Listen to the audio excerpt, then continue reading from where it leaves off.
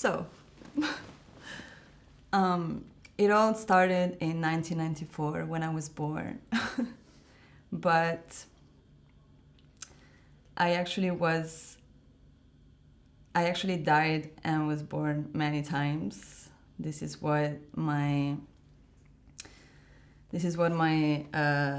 stars always told about me, that this is my destiny. And there is one death that I lived that actually it's when my life started all over again. And there was this turning point in my life when, like everything, basically nothing stayed the same after that. Drama. Actually, it was a lot of drama. But it was one of those moments when you touch the bottom, like you go so down deep into the darkest side of yourself that you can always rise higher and higher after that. And it was the feeling of, I think that a good image for it, it's this feeling of falling and feeling that you're falling without, that you never stop falling. And it was when I experienced for the first time this feeling of losing control over my image, and when I say image, I mean losing control over my own narrative. I like to have control over what I do and whether it's especially my work, my public persona. And since I've always liked a risk, basically I decided at some point in my artistic career that I would try, and since I was exploring sexuality on a personal level and on a more philosophical level, understanding the meanings of sexuality on a political level in society and stuff, I always thought that experiencing, I'm very intellectual, so experiencing with my body what I am thinking with my mind has always been the way. And so it all started in 1994, but it actually all ended in 2021, and in 2021 it all started again.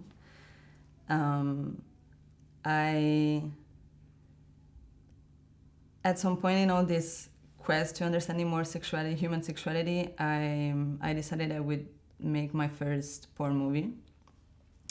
My first porn movie was in 2019, and I used my name for it, La Loca. And everything was good until I filmed 2 more porn films with another name.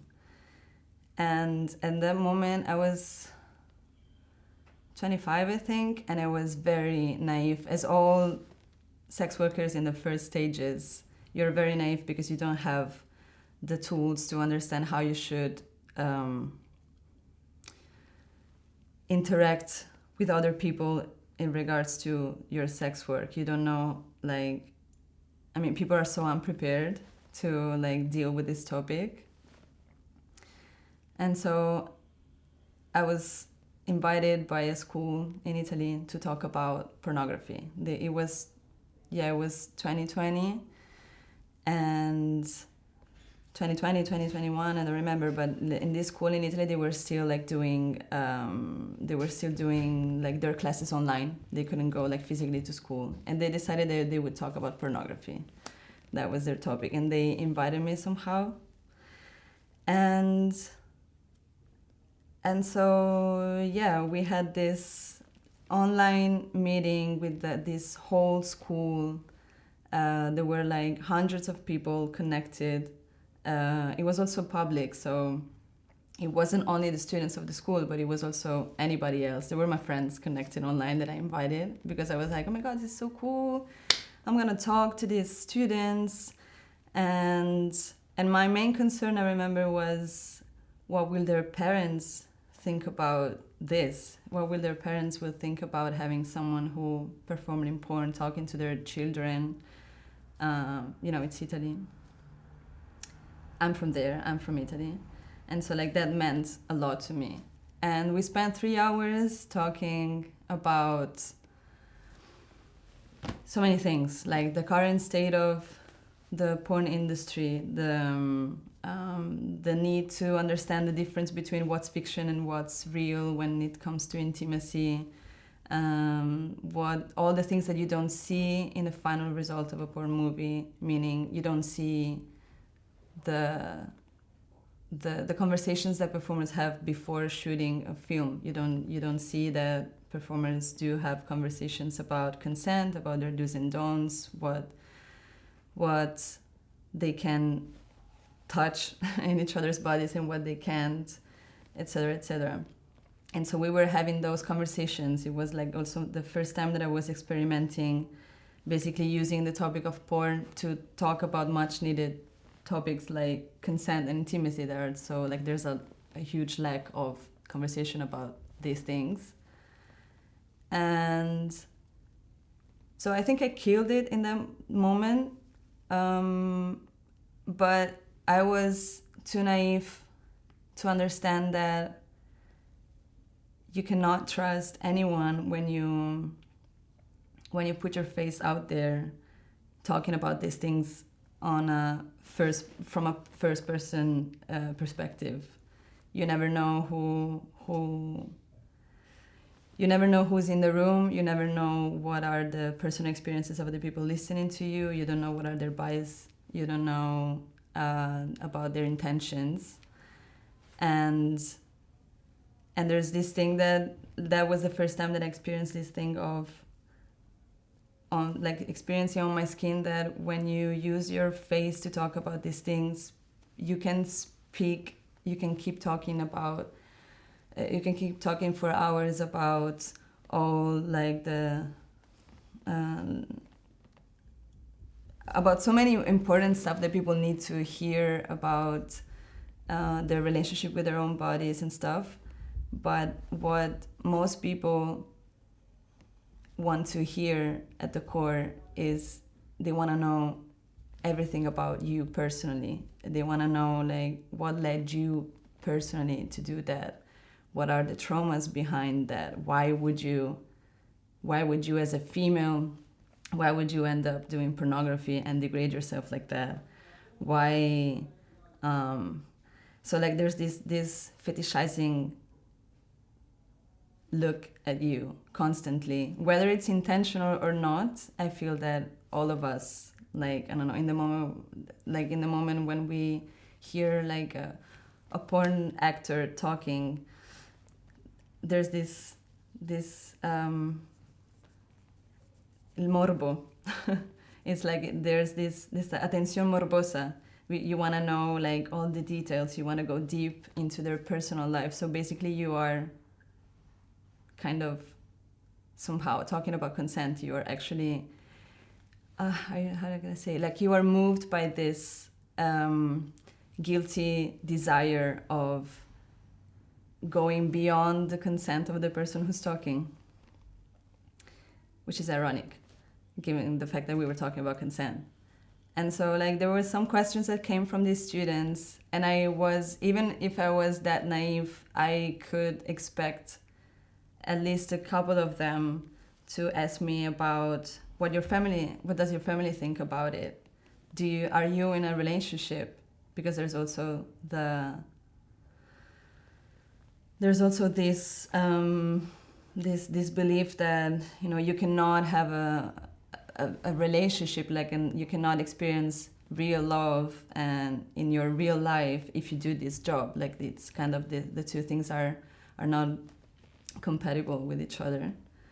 And so yeah, I mean, these questions came and I answered them, and I was obviously feeling uncomfortable, but I was like, okay, I will just I will just like respond like in a very like discreet way, just saying, this is like my family doesn't necessarily agree with all that I do, and that's fine. I mean, that can be applied to so many other life choices that we make. And still I was worried about the parents, until I realized that I had to realize the day after, when a piece of press came out of this meeting that we had with the students. There was this piece of press that came out, and it had a title like "Porn Star Giving Sex Lessons at School." and obviously that's pretty much that's great for clickbait. I work in press too, so I should have known that, but I just wasn't expecting press to be there. Like, it was supposed to be a student gathering and that's it, with a lot of students, but for students. No, there was a journalist there, because obviously, like, it was me, and there was another colleague of mine who's not a porn actress, but she's a theater actress, and there were many students. So there were like many people actually contributing to that conversation. But obviously, for this piece of press, the main person of interest was me. And the piece of press wasn't talking about all the stuff that we spoke about that were like much needed topics, especially in high school. It was a high school. I remember when I was in high school that nobody would, like, I didn't have any sex education. Nobody told me about how to advocate for myself, and when I would relate to guys, for example, whether it was on an intimate level, or whether it was just like relating to them in school or with professors, or like how to relate. Nobody ever taught me how to relate to adults, and how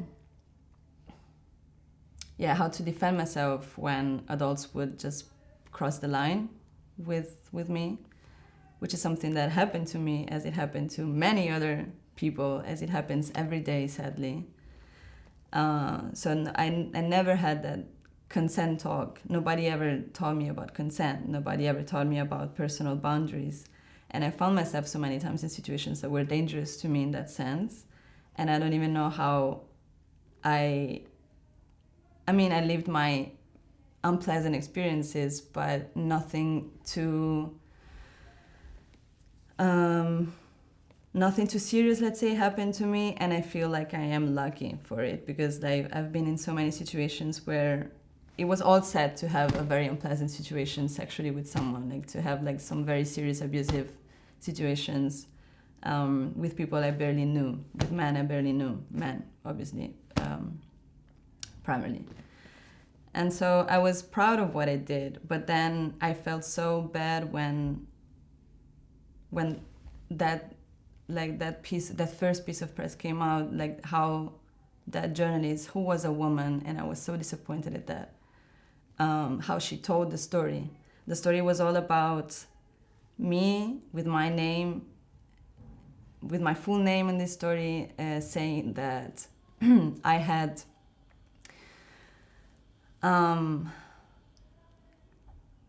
there was again this morbo. I don't know how to say it in English, but like there was this like fetishizing view, this fetishizing way of telling how just the fact that I, as a porn performer, and porn performing is one of the many things I do because precariousness, the fact that I was there talking about this to a lot of students, many of them were minors, and so that was outrageous. And the fact that the discussion was like, do we accept this? Do we accept to have someone who does porn, who then by definition is degraded and not worthy of trust, let's say, or not worthy of respect, to speak to our children, who we need to protect, because we always need to protect children from, I don't know, from non-existing dangers, but we don't worry that much about protecting children from violence. And so like the whole piece wasn't talking about what we spoke about, and it was all about me. And I felt so, it was curious, it was ironically like I was talking about me being naked in front of a camera having sex, but I never felt so naked I never felt so that naked when I read that piece for the first time. Like I felt like that they undressed me, and then they undressed me without my consent. And I was like, okay, cool. I understand how media work, and so this was an accident. I'm a very reactive person, so I said, I don't know, I don't like how this made me feel, and so I will get in touch with this journalist, and I would just tell her, you know, you should basically, where is your deontology, you know? Why are you focusing all the attention on me, and and you're not talking about anything else that happened that day. You're like erasing the presence of other people who contributed to that. Like, it's so wrong on so many levels. And she even decided to interview Rocco Siffredi for this, which is like the Italian porn divo. He's a man, and they decided to interview him to basically have his approval on what we did, which was so fucking weird. It was so weird, and I was so disappointed because I was like, okay, here we go. Once again, we need the approval of a man for an event that was completely led by women or by females. But then, like, the thing, like, okay, from that piece of press, like, many others came out. It was repurposed on many other media. They were all, like, local media from Italy. And basically for, like, in 2021, for, like, 3 months, I've been doing this job of, like, getting in touch with all of them and telling them, please, at least remove my surname. I don't want this shit to come up when people look for me on Google. So just please, like, take out my surname. And I would also, like, do, like, the educational part of, you know, this is not what happened. Like, this, what you're telling is not what happened. This, like, I don't know, they would focus just on, like, my answers regarding, like, what my family think and who's my partner. But they didn't focus on anything else. And then the second one came out, the third one came out, the fourth one came out. I think there were 7 of them, at least, until the last one. It came out on a national newspaper. And I knew about that because one of my best friends in Italy, I remember I was rehearsing in my studio for a video performance that I was preparing. That was part of Il Monstro, my project.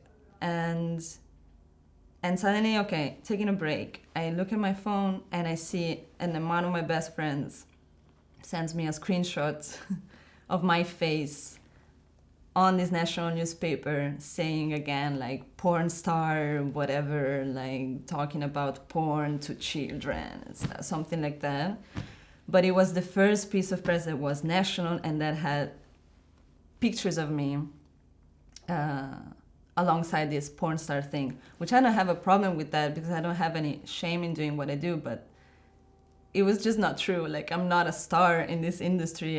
It's just one of the things that I did, that I used to do more in the past to, I don't know, as one more source of income.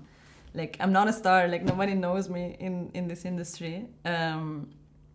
But it was so impactful, and I felt like that was the moment when I felt like this vertigo. Like, I felt like I was like, the ground wasn't under my feet anymore. Like, I literally felt like falling, this never-ending falling.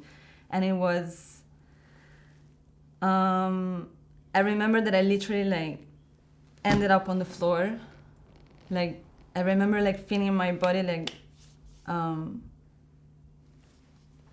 adhering to the floor, like I couldn't get up.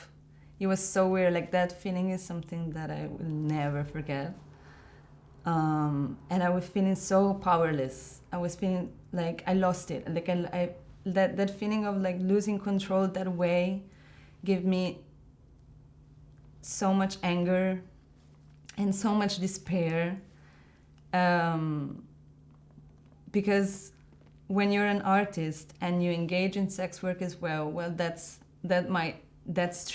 can be tricky so many times for this, because everybody has a lot to say about the porn industry or sex work or sex workers. Everybody assumes that sex workers are only females who don't have agency over themselves.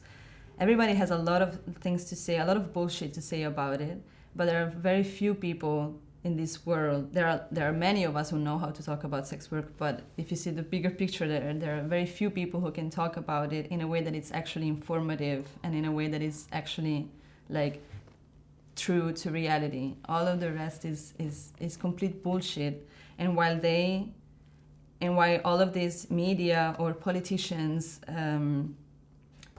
who do like buy sex services, by the way, all the things that they say when they talk about like women being violated by definition if they engage in sex work, they are actually being violent towards us. They are the most violent people towards sex workers. That was my shock therapy. Like, I mean, obviously that was the moment when I understood that on my skin for the first time. Like, I knew the theory before that, but when this happened for the first time, with my experience with the media, was the first time that I felt it on my skin, like the how stigma sucks. How stigma is something like, I always have this image in my head that stigma is like pot that's thrown at you. It's something that comes from the outside and stays here, and you need to do the job of like cleaning it up from yourself. When in the like, if it was for me, if it was for us, we wouldn't ever have that shit on us. You know, it wasn't us. So it's like the core of the problem, it's not sex work and sex workers, it's what all the bullshit that people have to say about it that really makes no sense, and it's hurtful, and it's not useful at all. Well, that day I called the director of the national newspaper. Like, I mean, I didn't call him, I called the number that I found, and I was like, you need also, because I was starting to have like suddenly a lot of, like, I opened my phone and there was my friend sending me this screenshot, and he was he was under the impression that I was consenting to that. So it was like, oh my God, you're so crazy. And then on the other side, I had suddenly a bunch of new weird followers on my Instagram that were all men, but like they looked like greedy men. And I was like, I mean, greedy man, I don't know, but like it just, something was off. It was like, you know, these are not the kind of people that usually follow my work. So yeah, obviously I connected the dots, and I was like, damn, all these people, because there was a link to my Instagram on this article, and I was like, damn, no, this is exactly what didn't need to happen. And so I called the newspaper. And the secretary answered the call. And I was like shaking all the time. I was shaking. I was also in a abusive relationship, so like my partner called me and they were like, "Did you see what happened?" And I was like, "Yes, I saw." Like, can you all like stop making it about you? You know, like can this, like, can anybody, like, I felt so alone. I never felt so alone like in that period of my life. When I called the newspaper, like the secretary was like, "You cannot talk to the director. You cannot talk to him." And I was like, "No, I need to talk to him." And she was like, I'm sorry, I can help you. And I was like, have you ever had your face on a national newspaper alongside the tag porn star, with everything that comes with it? Like can you imagine having your image being associated with that in such a non-informative, in such a fetishizing way that can actually ruin you, that can ruin any other career that you're trying to pursue? I didn't say this like this calm, like I was furious, and then, well, I probably threatened that I would call some lawyer that I don't have, and then they got scared, and after 2 hours they took it down, and since they used like embedded pictures of my Instagram in the article, they then sent me an email telling me that I don't know, for like it wasn't unlawful what they did, and I was like, yes, it was unlawful, but it was kind of unethical. You know, nobody ever spoke to me to write down these articles about me. They spoke to another male porn famous actor who had nothing to do with all of this, but none of them ever thought about speaking to me. None of them interviewed me. None of them asked me one question. Everybody felt entitled to use whatever they wanted to use from what I said in that meeting with the students. Everybody felt entitled to use my pictures that, yes, are public, but nobody ever spoke to me. And that was so wild. And it occupied my mind for months. I felt the need to shut down. I needed to like reorganize my ideas. I was like, what am I gonna do? Like, have I just ruined myself? Obviously, I was also feeling like guilty. I was feeling, I don't know, I was feeling stupid because I was like, I made this happen somehow. Luckily, I'm a learner. And so I was like, okay, this must be like my biggest learning in life. And I'm also very reactive, as I said. So I was like, I need to do something about this. I need to like kind of re-empower myself after this. And so one day I took like the whole afternoon to tell my story, put it on camera and put it online. Thank God I wasn't shadow banned as I am today. So that thing went viral. And there are people who still follow me today who follow me because of that, where I was telling my story from the beginning until the end, what I just said, basically. And so I got a lot of solidarity and stuff, and that made me feel like I regained some control over everything that happened. It's very wild how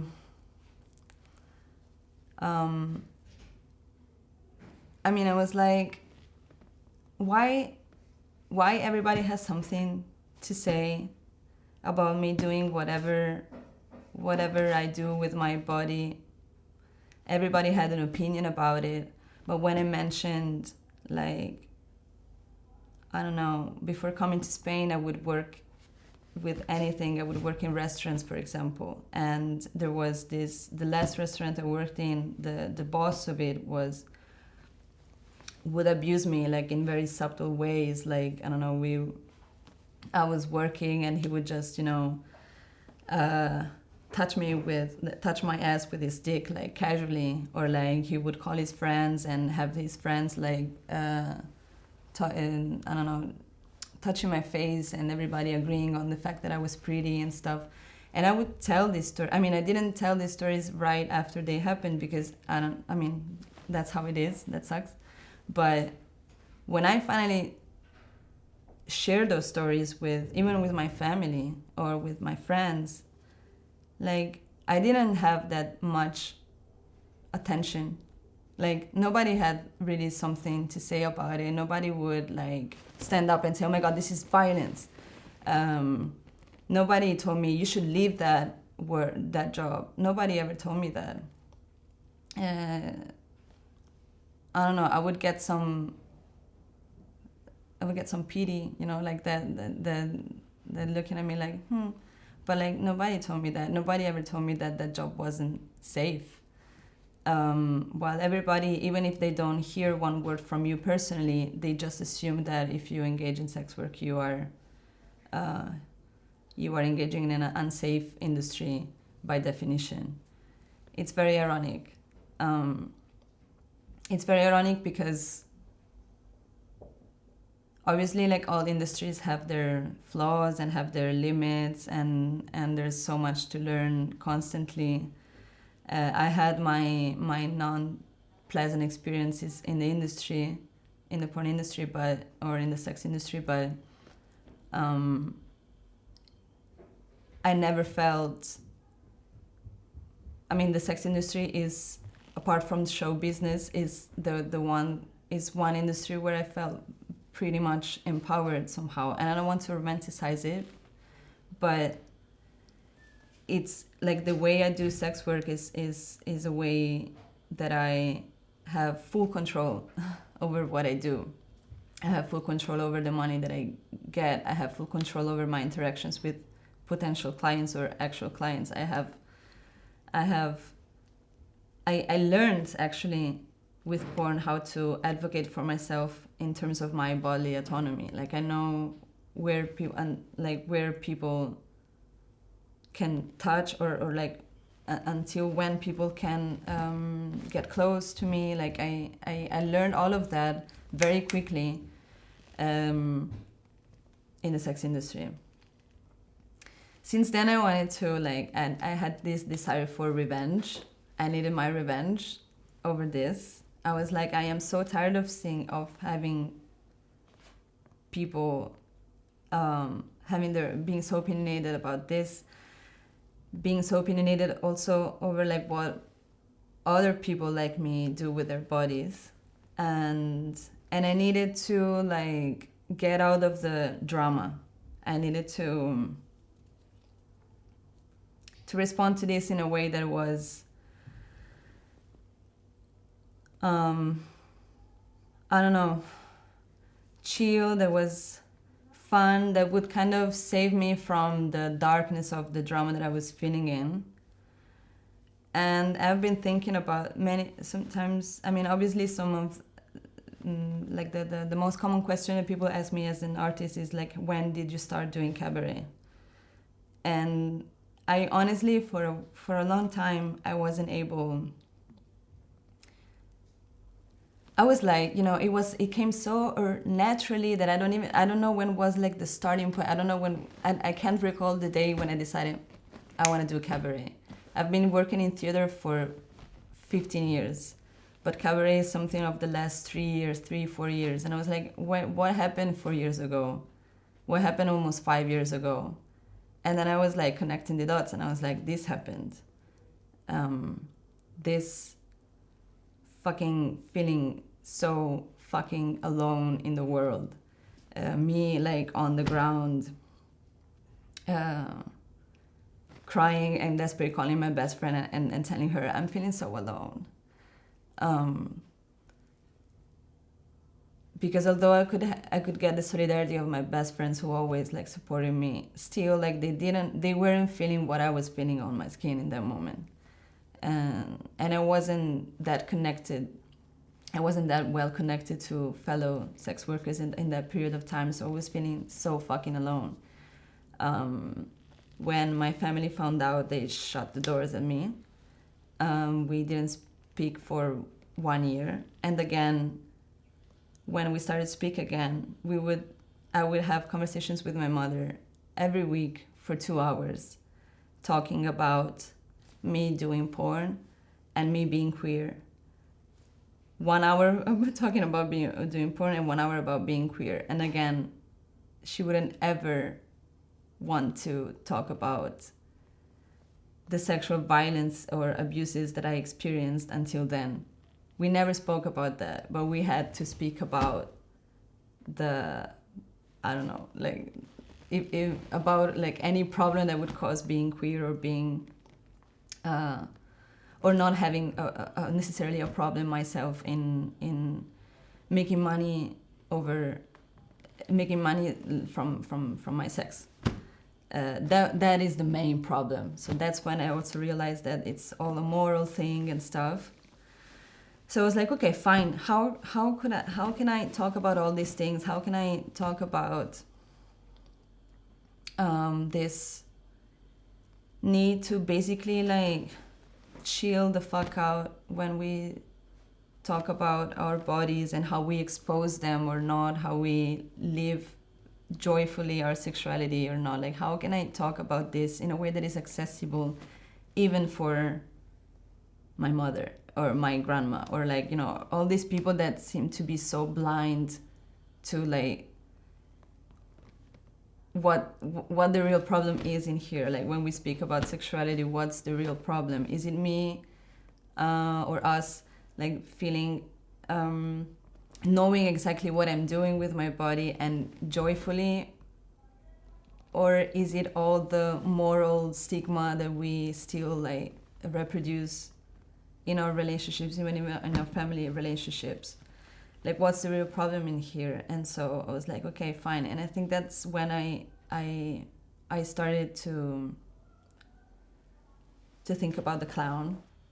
So yeah, so I started like creating this character. This character has a lot of me within it, but this character that is like this little tomboy, un grillo, como digo, like this little, I don't know, jumping creature, like that it's very childish. In all my artistic research, I've always appreciated so much like the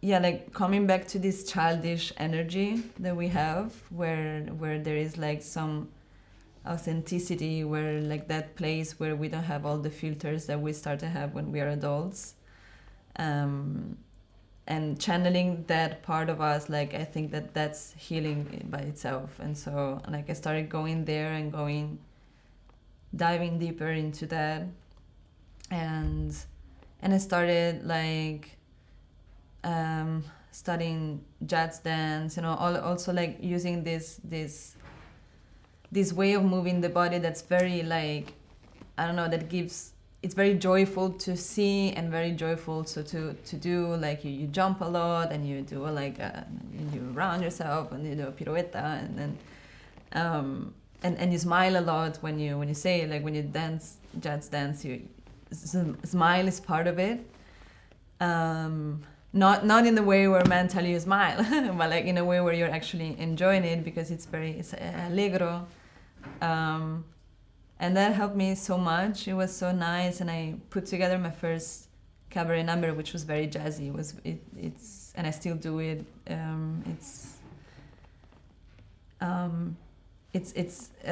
I use this song by Liza Minnelli that's called Mein Herr, which means my dear, you know, and she says basically, Mein Herr, I'm, you know, bye mein Herr, like I'm free and stuff. So like there were a lot of symbols in that song, and how I was choreographing it that were helping me a lot to go out of this. But it was this like this, obviously, like I started with like working with my body until I realized that this character, this joyful character, was a clown, like was essentially a clown. I didn't have the aesthetic yet of the clown. I didn't have my drag clown makeup in that moment when I first started, but it was the moment when I started channeling that energy, understanding better, like coming back, like tapping back into like my theater formation when I used to study clown as well. When I understood what's the spirit of the clown. The clown is like, it's probably it's childish, and that's why it relates a lot, or should relate a lot, to children. It's playful, doesn't need to speak, that really doesn't need to use like a literal language for people to understand them, to understand the clown. I mean, it's, you know, it was just like a little gesture, like it, you know, it can capture your attention, like as the audience, you know, whatever the clown looks at something, then looks at you, you will look at that something. So there are all of these little strategies, creative, artistic, expressive strategies that, I don't know, made me feel like cozy within myself. It was kind of like a way of hugging myself and not intellectualizing too much all of the shit that happened and that still happens, because stigma still is a part of of my life, because that's what it is. Sadly, I just learned how to deal with it in a healthier way for myself. And also I started to feel that I wanted this anger to be mine. I mean, I wanted to express this anger, but I wanted the root of this anger to be mine, because it's mine. Because I want it to be mine. I don't want anybody to like touch it. I don't want it anymore for anybody to like look at it, touch it, use it at whatever, however they want, exposing it without my control, without asking me, without me being aware that they're doing it. Like, that is mine, because I basically like transformed this loneliness that I felt so deeply in. It's like I felt lonely because I felt that this is so personal. It's so mine. I'm the only one who, I feel at least, that I'm the only one who can understand how I'm feeling, and so I will take care of it. That will stay mine. But still, I want people to know that this is going on. I want people to like chill out about about like whatever we do with our bodies and sexualities. I want people to chill out on like about whatever people are, whatever people choose to express themselves, like, I don't know, in a regarding to their gender expression and stuff, like whatever, I want, in Italian you say vivi e lascia vivere, which is like live and let other people live. I want, basically that's what I want to tell people, which is a message at the core that it's a message of humanity in the end. It's like, you don't need to understand other people. You don't need to like have it clear in your head like what other people are doing with themselves and their lives. You don't need that. You just need to like know how to cohabit spaces. You just need to live and let other people live however the fuck they want. And so like I started like investigating more and more this figure of the clown. The clown is like, it's kind of sad at its core. Like it carries some sadness within it. I feel that we all have some sadness inside of us that we carry with us, that has to do with our inner child. And so like the clown has that. And sometimes the clown like can also like express that aesthetically. Maybe the clown has this sad mouth, but everything the clown does is so quirky and so cute and also moving, precisely because the clown is sad, but it will make anything it can to make you laugh. And to give you a good time. And eventually, like, there are many clowns who also like do a lot of political work, like that they use this strategy to help people in need, where whether it's in hospitals in this side of the world, or whether it's in I was watching the other day a documentary about clowns in Palestine, for example. That the clown has this power to, like, when everything is so like out of control, when everything is so messed up, when everything is destroyed literally, like the clown comes and gives you like a little flower of hope. And that is so moving to me. And I was like, I want to be that.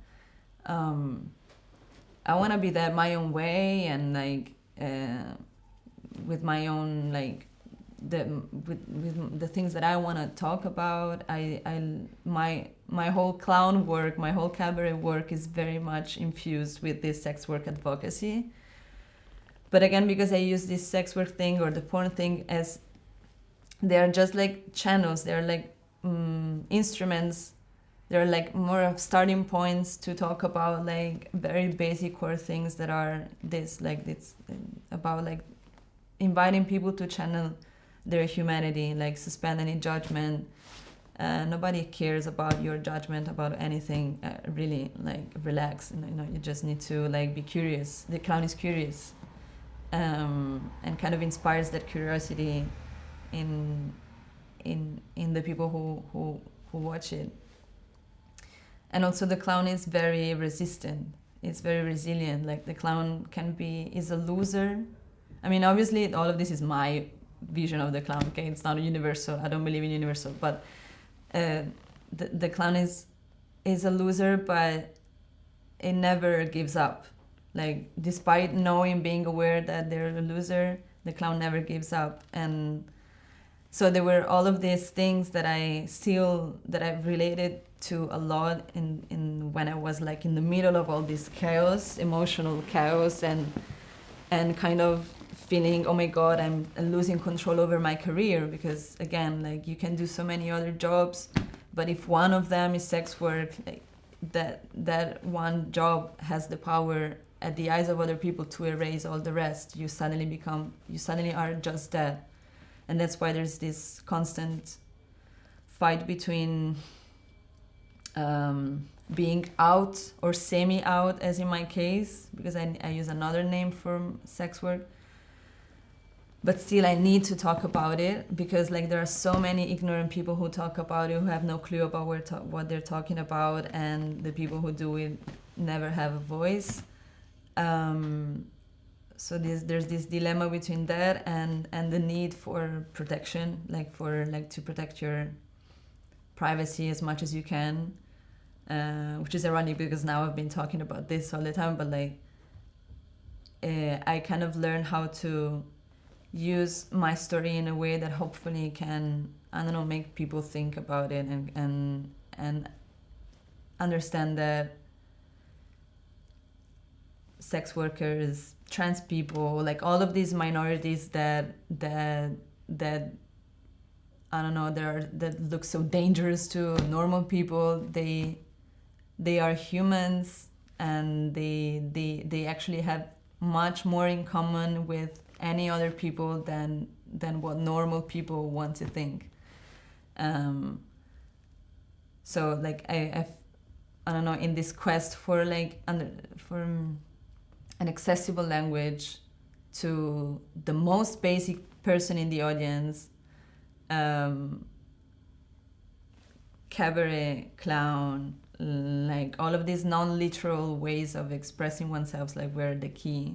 And I saw many people, I saw that this had a positive impact. For example, here in Barcelona, I like to think that I gave my contribution to, for example, talk more about these things in the very LGBTQ plus community. For example, in the LGBT plus community that I'm part of, like, there was no conversation about sex work, for example, given the fact that most sex workers probably are people from the community, whether they're trans women or gay men or non-binary people or stuff, bisexual women, lesbian women and stuff. But sex workers were always kind of like put aside from the very community that actually owes a lot to them, because Stonewall happened thanks to Black trans sex workers. it was always like the people with less rights who resisted the most, who had more courage, I don't know, to throw that stone in that moment. So yes, I thank a lot, like, I feel that the clown that it's in me is what saves my life daily, and the feeling of like watching people like laugh at you and kind of channeling their own childish energy in that moment when I'm there with like weird costumes and this like clownish tomboy face, like with a mustache and a bird, like that it's like childishly drawn in my face. It's so cute. Like, I'm feeling that I am doing something about it, and that people are, I don't know, I saw people that I wouldn't ever think that they would, I don't know, one day like talk about sex work in like so naturally. Well, they started doing it, and not because I made like, I don't know, a conference about it, not because I spoke 3 hours about it. Also because guess what? It wasn't. I did it the first time, and there's no documentation of it because it was all about what my family thinks about it. So I was like, you know what? I don't need to do that. I need. Although I do that sometimes but like in other contexts. But what I really gives me joy is to basically use all of these complex topics and make them playable, make them something that people can, without questioning too much, they can get access to them and feel through a laugh or through a smile or through, like, I don't know, they see something like aesthetically beautiful and they are mesmerized, and through that they then come back home and realize naturally, organically, let's say, that it's actually not that, it's not a big deal, it's actually fine, let people do whatever they want with their life. And